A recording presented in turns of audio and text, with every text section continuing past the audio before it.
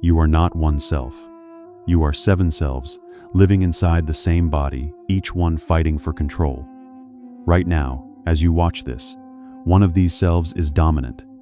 It's making your decisions, coloring your perceptions, determining what you want and what you fear.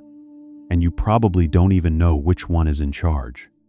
Ibn Arabi spent decades mapping the human soul with the precision of a scientist and the insight of a mystic.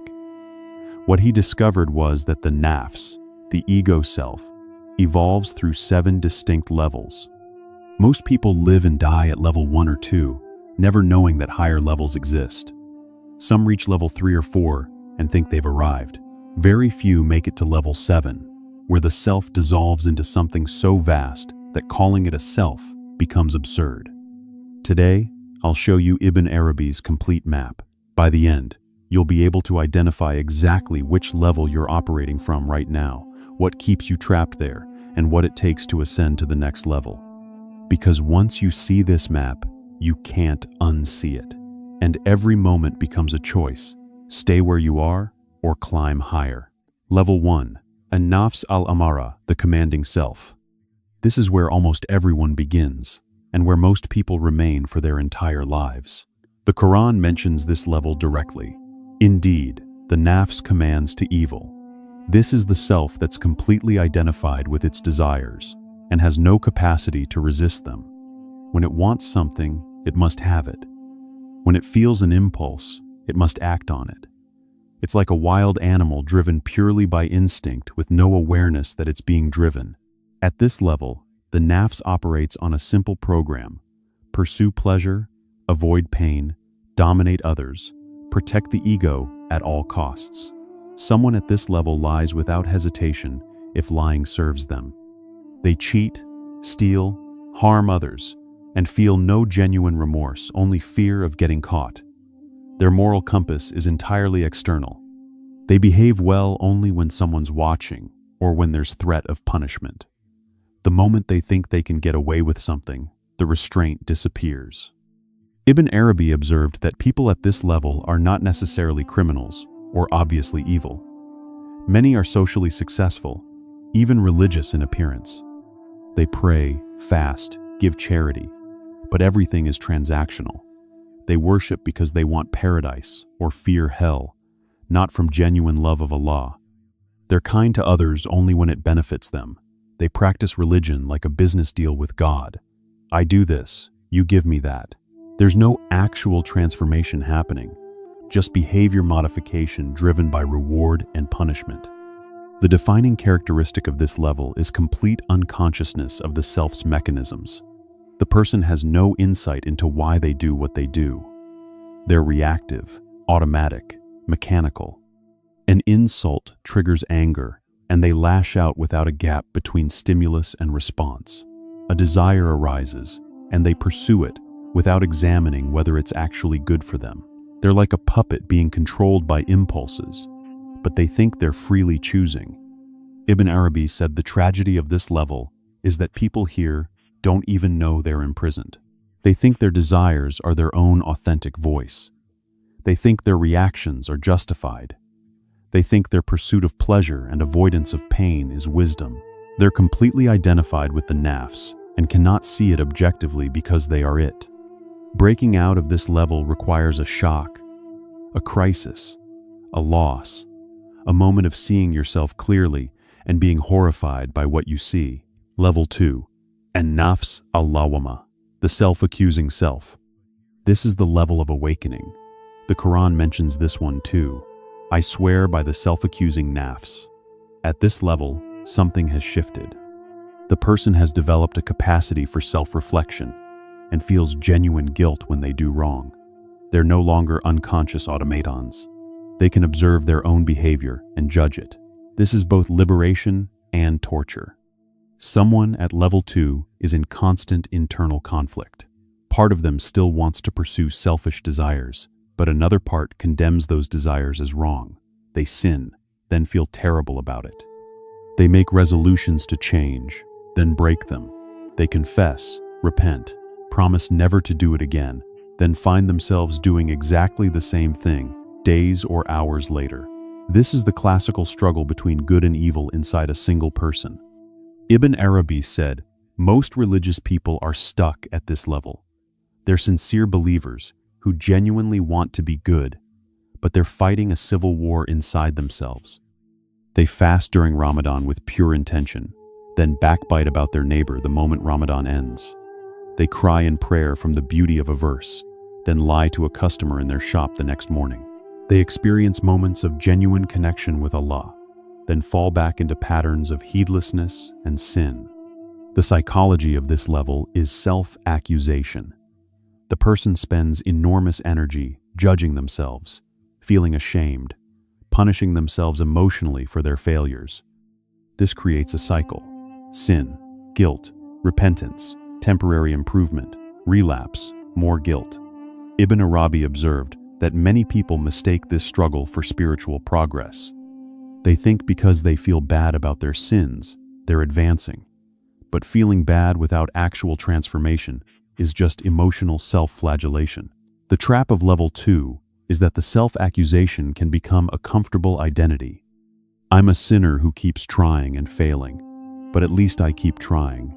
There's a subtle pride in the struggle itself. The person gets addicted to the cycle of falling and repenting because it gives them something to do, a spiritual drama to star in. They're terrified of actually succeeding, because then what would they do? Who would they be without their familiar patterns of failure and guilt? Breaking through level 2 requires a fundamental shift from fighting the nafs to understanding it. You can't transcend what you're identified with. As long as you think, I am a person struggling with desires, you're trapped in the struggle. You have to develop enough awareness to see that the desire and the one judging the desire are both movements of the same nafs, and you are the consciousness witnessing both. That witnessing is the doorway to level 3. Level 3. An-nafs al-mulhama, the inspired self. At this level, the constant internal warfare begins to quiet. The person develops genuine discernment between what's truly beneficial and what only appears beneficial. The Quran hints at this, and by the soul and he who proportioned it and inspired it with discernment of right and wrong. This is where intuition awakens, where you start receiving guidance from a source deeper than your conditioned mind. Someone at level 3 has developed enough self-mastery that they're not constantly battling desires. The desires still arise, but there's space between the arising and the acting. They can feel anger without immediately reacting in anger. They can feel attraction without being controlled by lust. They can feel fear without being paralyzed. The nafs is still present, still generating impulses, but it no longer has absolute power over behavior. Ibn Arabi identified the key shift. At this level, the person discovers that resistance to desires often strengthens them, while understanding desires dissolves them. Instead of fighting the urge to eat that forbidden thing, they investigate the urge. What is this really? Is it genuine hunger or emotional emptiness trying to fill itself? When you look directly at a desire with curiosity rather than judgment, it often dissolves on its own because it was never really about the object. It was about an inner state seeking resolution. The inspired self receives direct guidance that bypasses the rational mind. You might be about to enter a business deal and suddenly feel a clear no in your chest. With no logical reason, later you discover the deal was fraudulent. You might be drawn to help a stranger on the street for no rational reason, and it turns out they needed exactly what you could offer at exactly that moment. This isn't supernatural. It's your consciousness tapping into a field of information that the limited rational mind cannot access. People at this level begin experiencing synchronicities with regular frequency. They think of someone, and that person calls. They need a book, and it appears. They have a question, and the answer comes through an overheard conversation. Ibn Arabi explained this as the universe becoming responsive to a consciousness that's aligned with divine will, rather than fighting it with ego will. When you stop trying to force reality to conform to your desires, reality starts organizing itself around your genuine needs. The danger at level 3 is spiritual pride. You've transcended the constant struggle of level 2. You're receiving intuitive guidance. Life is flowing more smoothly, it's easy to think you've arrived. Ibn Arabi warned that many seekers camp out at this level, enjoying the gifts of inspiration while avoiding the deeper death of ego that the higher levels require. Level 3 is comfortable. Levels 4 through 7 demand everything. Level 4, An-Nafs al-Mutmainnah, the tranquil self. This is the first level the Quran explicitly praises. O tranquil soul, return to your Lord, well-pleased and well-pleasing.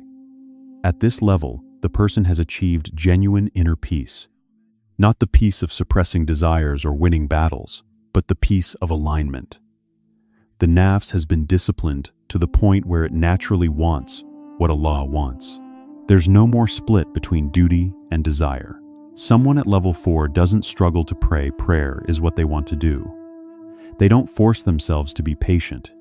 Patience is their natural response. They don't resist giving in charity. Generosity flows from them spontaneously. The commands of Islam are no longer external impositions but internal inclinations. The law and the heart have become one. Ibn Arabi described this as the death of the reactive self. At earlier levels, you're always reacting to temptations, to provocations, to circumstances. Life pushes and you push back. At level 4, reactivity ends. Things happen and you respond, but the response comes from a deep, calm center rather than from emotional turbulence. Someone insults you, and instead of anger, there's just clarity about how to address the situation skillfully. You lose money, and instead of panic, there's just trust and practical steps forward. The tranquil self has internalized the divine attributes to such a degree that they manifest spontaneously. Patience isn't an effort, it's who you are. Gratitude isn't a practice you force, it's your natural perception. You see everything as a gift because you've stopped dividing experiences into wanted and unwanted. Whatever comes is what the moment requires, and you meet it with equanimity. But Ibn Arabi was clear. This is still a self. It's a purified, refined, beautiful self, but it's still an I that exists and has characteristics.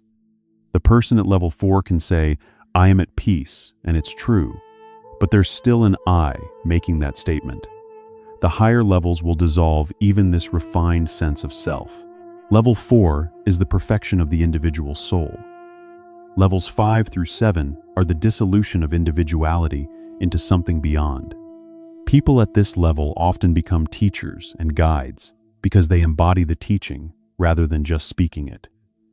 Others feel peace in their presence. Their words carry weight not because of eloquence, but because they come from genuine realization. Ibn Arabi said you can recognize someone at level 4 by their effect on others. They calm storms rather than create them. They clarify confusion rather than add to it. They inspire growth rather than dependency. Level 5. An-Nafs al-Radiyah, the pleased self. At level 5, something extraordinary happens. The person stops having preferences about what happens to them, not in a passive or defeated way, but from genuine recognition that whatever Allah wills is better than what they would have chosen. The Quran points to this: return to your Lord, pleased with Him and pleasing to Him. This isn't just being content, it's being actively pleased with everything, even apparent hardships. Someone at this level receives devastating news, a terminal diagnosis, a financial collapse, a betrayal, and their response is authentic gratitude.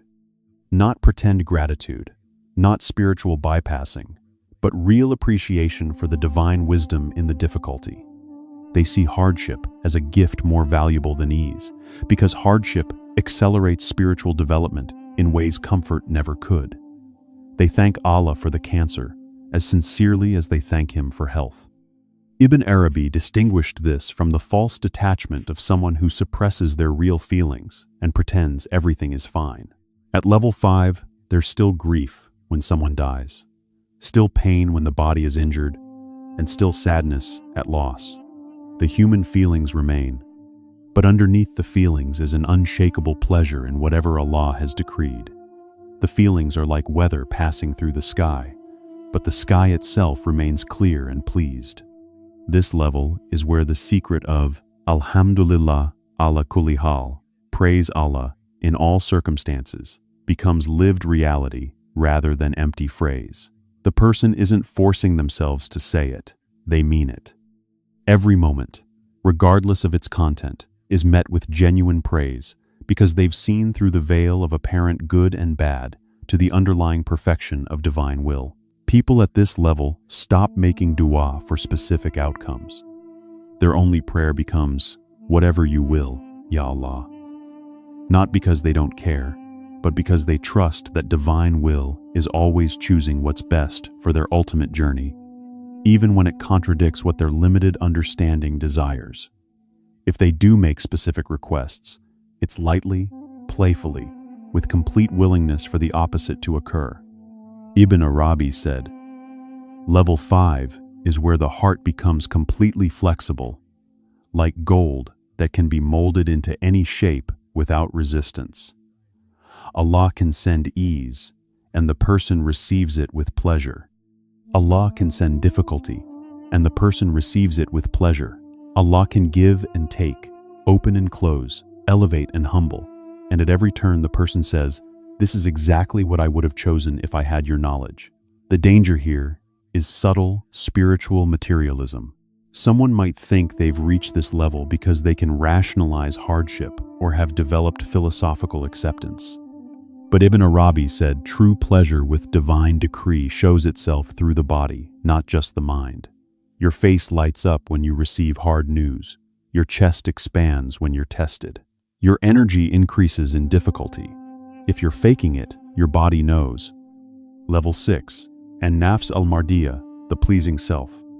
This is the reciprocal of level 5. If level 5 is being pleased with Allah, level 6 is Allah being pleased with you. The person becomes so aligned with divine will that they function as a pure instrument. Their actions are no longer their own, they're the hands of Allah moving in the world. The Quran says of such souls that Allah is pleased with them and they are pleased with Him. Someone at level 6 no longer has personal agendas. They don't do things to achieve spiritual states, or to earn divine favor, or to accumulate good deeds. They act because action arises naturally from their state of alignment, the way a tree produces fruit without trying. Every word they speak, every step they take, every breath they breathe, is worship, not because they're making effort to worship, but because their existence has become worship. Ibn Arabi described this as the station of the Abdal, the substitutes, the hidden saints, who hold up the world through their presence. They're often unknown, living ordinary lives, a shopkeeper, a farmer, a mother, but their consciousness is so pure that through them, divine grace flows into the world. When they make dua, things happen. When they give advice, it carries prophetic insight. When they're simply present, problems resolve. At this level, the person experiences direct confirmation from Allah that He is pleased with them. This doesn't come through voices or visions necessarily. It comes as unshakable certainty that has no basis in logic or evidence.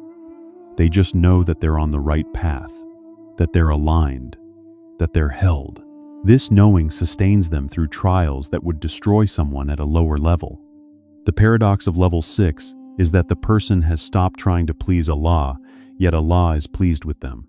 When you're trying to please, there's still a you doing the trying and a God you're trying to please. Duality remains. At level 6, the duality has collapsed so completely that your will and Allah's will are indistinguishable. You want what He wants because His wants are expressing themselves through your wanting. Ibn Arabi said people at this level often hide their station because being recognized as a saint would activate ego. They dress ordinarily, speak simply, avoid gatherings of seekers who would make them into spiritual celebrities. They're content to be invisible instruments of divine work, caring nothing for recognition or reputation.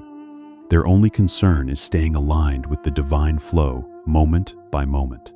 Level 7, and nafs al-kamila, the perfected self. The 7th level is where the map ends and mystery begins. Ibn Arabi called this the perfected self, but he was quick to say that perfected doesn't mean complete or finished. It means so utterly surrendered that the self has become transparent to divine light. The person at this level is what he called al-insan al-kamil, the perfect human, the complete mirror in which all divine names reflect without distortion. At level 7, the question, "Who am I?"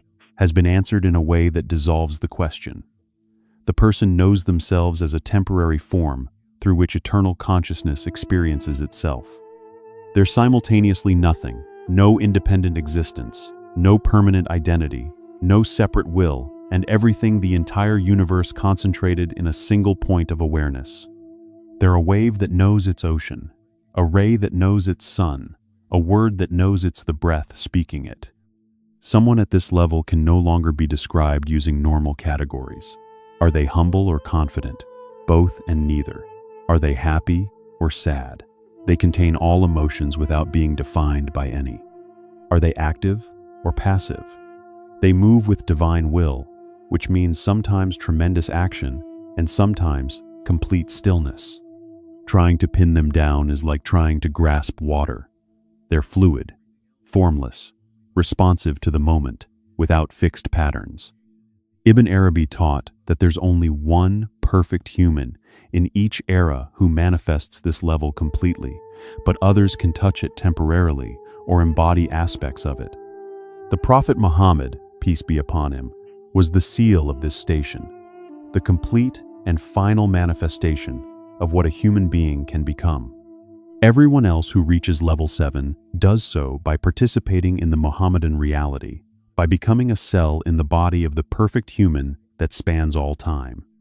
At this level, miracles become normal, not because the person has power, but because reality responds to consciousness that's aligned with its source. They pray for rain, and it rains. But they're not doing magic. They're reading the signs of what's already being prepared and speaking it into manifestation. They know things before they happen because they're tapped into the realm where all time exists simultaneously. They heal through presence because their consciousness carries divine mercy in concentrated form. But the defining mark of level 7 is complete ordinariness. The person has transcended all spiritual states and stations and returned to simple being. They eat when hungry, sleep when tired, work when needed, rest when appropriate. They're not trying to be enlightened or maintain special awareness. They've realized that enlightenment and delusion are both concepts, and what they are is beyond concepts. So they live moment to moment, fresh, innocent, free. Ibn Arabi warned that level 7 cannot be achieved through effort, because effort implies someone making effort toward a goal. Level 7 is what remains when all efforting stops, when all seeking ends, when all becoming ceases, and simple being is all that's left. You can prepare yourself through the earlier levels, clearing obstacles and refining consciousness, but the final transition happens by grace, not by will. One day you realize you're no longer climbing towards something. You're already what you've been seeking. You always were. How to identify your level? Ibn Arabi gave specific diagnostic questions to help someone identify their current level honestly. First, what motivates your worship? If it's fear of hell or desire for paradise, you're at level 1. If it's guilt about your failures, you're at level 2. If it's genuine love mixed with discipline, you're at level 3. If worship has become your natural inclination, you're at level 4. If everything feels like worship, you're at level 5 or beyond. Second, how do you respond to difficulty? If you rage against it or collapse, you're at level 1 or 2. If you endure with patience but still resent it, you're at level 3. If you're genuinely peaceful in hardship, you're at level 4. If you're actively grateful for it, you're at level 5. If you can't distinguish between ease and hardship because both are equal gifts, you're at level 6 or 7. Third, what's your relationship with your desires? If they control you, level 1. If you fight them constantly, level 2. If you can observe them without always acting on them, level 3. If desires have become purified and aligned with what's beneficial, level 4. If even the distinction between desire and discipline has dissolved, level 5 or above. Fourth, how often do you think about yourself? If your mind is constantly occupied with your own concerns, needs, image, and story, you're in the lower levels. If self-reference has diminished significantly, and you can go hours genuinely absorbed in something beyond yourself, you're at level 4 or 5. If the sense of being a separate self only arises occasionally and feels transparent when it does, you're touching level 6 or 7. Ibn Arabi's map of the 7 levels is not a rigid hierarchy where you complete one level and move permanently to the next. He said you can operate from different levels in different areas of life simultaneously. Your nafs might be at level 4 in spiritual matters, but level 2 in business dealings. It might be level 5 regarding physical pain, but level 1 regarding ego wounds. The work is to gradually raise every aspect of your being to higher functioning. The map is also not about judging yourself or others. Someone at level 1 is not bad, and someone at level 7 is not superior. Each level is necessary. Each level teaches what that level alone can teach. You can't skip levels any more than you can skip grades in school and still understand the material. The universe puts you at exactly the level you need to be at for your current lesson. What matters is honest self-assessment and genuine aspiration. Look clearly at where you are. Don't pretend to be more advanced than you are. That's spiritual ego. Don't despair if you're at an earlier level. Everyone started there. Just see your current station clearly, understand what keeps you there, and take one step toward the next level. One step might take years. That's fine. The journey is the destination. Ibn Arabi's final teaching on this: the 7 levels are not really 7 different selves. They're 7 degrees of forgetting and remembering who you actually are. At level 1, you've completely forgotten. At level 7, you've completely remembered. And every level in between is the gradual awakening from the dream of separation into the recognition of what you've always been. Comment below. Which level do you honestly think you're at right now? And what's the biggest obstacle keeping you from the next level?